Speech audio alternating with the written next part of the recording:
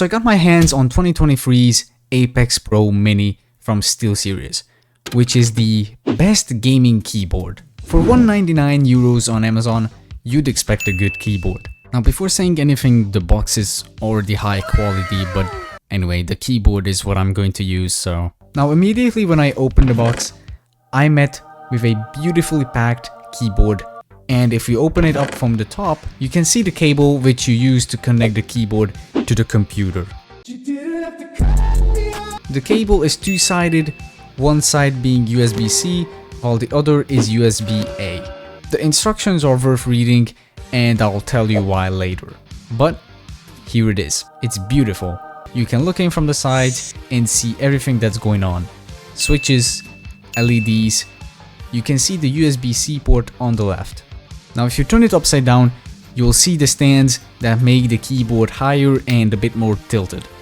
And I personally don't use these. The keyboard is already at an angle, so why use them to make it more angled? Now you might have noticed that there was no keycap puller in the box. That's because it's in the keyboard. Literally. If you open up the logo on the back, you will see a little pocket with the keycap puller inside. And if we use this bad boy, we can see SteelSeries' OmniPoint switches, the fastest switches on the market.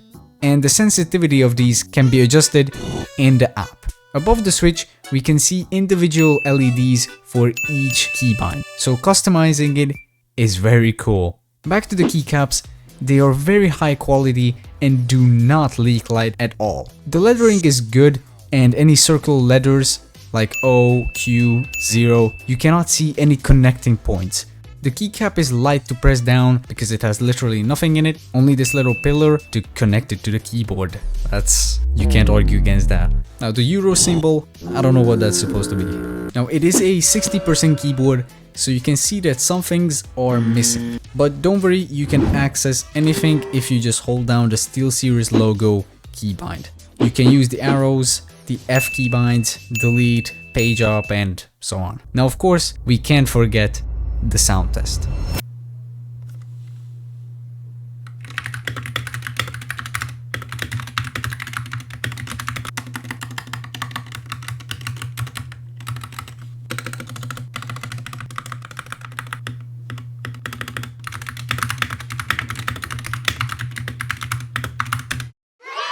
Overall, as an average ass person, I'd give this a 8.7 out of 10. So that's pretty good. Anyways, that's all I wanted for today, and I'll see you guys next time. Peace.